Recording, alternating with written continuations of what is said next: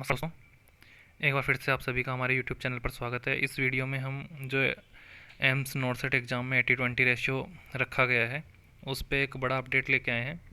इसको शुरू करूँ उससे पहले बता दूं, यदि आप भी नर्सिंग वैकेंसी से रिलेटेड अपडेट्स पाना चाहते हैं तो हमारे चैनल को सब्सक्राइब कीजिए, ताकि इस पर जो भी नर्सिंग वैकेंसी से रिलेटेड अपडेट्स है वो मिलते रहेंगे।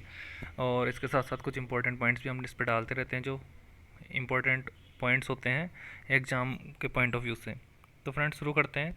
और आपको इसको शुरू करूँ उससे पहले बता दूं कि कल एक वीडियो आया था जो मुश्किल से 30 सेकंड का था। उसमें आपने देखा होगा कि जो एम्स नर्सेज यूनियन के प्रेसिडेंट हैं हरीश कुमार काजला जी, वहाँ पर वो स्वास्थ्य जो केंद्रीय स्वास्थ्य मंत्री है डॉक्टर हर्षवर्धन, उनसे उन्होंने एक हल्की सी मुश्किल से 5-10 सेकंड का उनका कांटेक्ट था, और उसमें उन्होंने उनको घेरने की कोशिश की और उस पर उन्होंने बोला है कि मीटिंग के लिए वो रेडी हैं, वो मीटिंग करेंगे।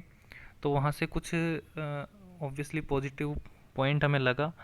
उसके बाद एक और फॉर्म निकल के आया है अपना, एक और एम्स नर्सेज एम्स का जो है ऑल इंडिया नर्सेज फॉरम वो निकल के आया है। और उन्होंने बताया है कि वो इस रवैये से खुश नहीं है, और क्योंकि वो चाहते हैं कि लीगल एक्शन लिया जाए जल्द ही, क्योंकि एग्ज़ाम की डेट पास में है।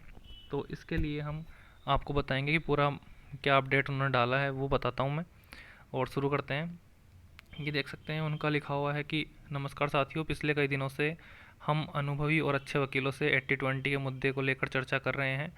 एक एडवोकेट से हमने लगभग 2 घंटे बात की, जिससे बहुत कुछ बातें स्पष्ट हुई हैं। फ्रेंड्स, ऑब्वियसली आपको भी जानना ज़रूरी है, क्योंकि आप कहीं केस फाइल करें और फालतू पैसे देंगे, आप पिटेंगे वहाँ पर।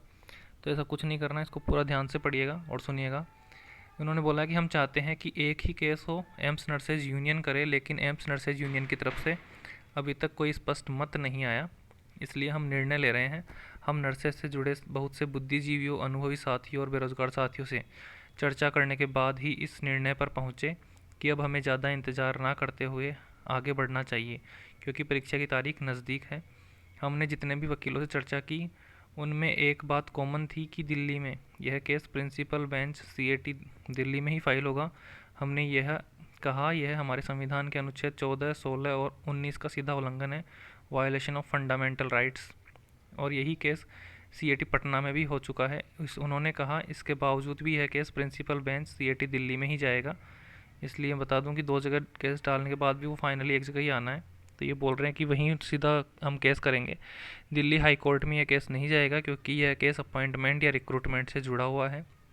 इसके आगे वो बोलते हैं कि finally Monday morning we will register our case in principal bench of CAT court Delhi, and our advocate is Mr Gyanath Singh ji, who won the last case against AIIMS Delhi for Yasmeen Ansari. केंद्रीय मंत्री जी से जो आश्वासन मिला है उनसे हम सहमत नहीं हैं, जिसमें एम्स नर्सेज यूनियन ने कहा कि आगामी कुछ दिनों में आधिकारिक मीटिंग करके इस मुद्दे को हल कर देने का भरोसा दिया है। आप सभी अपने सुझाव हमें ज़रूर देवें और पूरा सहयोग करें, क्योंकि हम मिलकर ही इसमें सफलता हासिल कर पाएंगे। आप सभी का सहयोग अपेक्षित है। Regards AIIMS nurses all India nurses forum team voices of nurses. तो फ्रेंड्स, ये पूरा इन्होंने लिख के दिया है। ऑब्वियसली ये एक हमारा ग्रुप है उसमें आया था, और उसको मैंने चाहा कि आपके साथ शेयर करूं, ताकि आपको भी पता चले कि क्या चल रहा है पर्दे के पीछे। ये केस फाइल होने वाला है, और ऑब्वियसली आप सभी इसको सपोर्ट कीजिए कि एक ही केस फाइल हो, ताकि हियरिंग उस पर मिल सके। अलग अलग केस फाइल होंगे तो उन पे वो बढ़ जाती है डेट भी, और ये डेट निकल जाएगी तब तक। इसलिए उम्मीद करता हूँ कि आप सभी इस पर सहयोग करेंगे ऑल इंडिया नर्सेज फोरम का, और एएनयू अपनी तरफ से प्रयास कर रही है।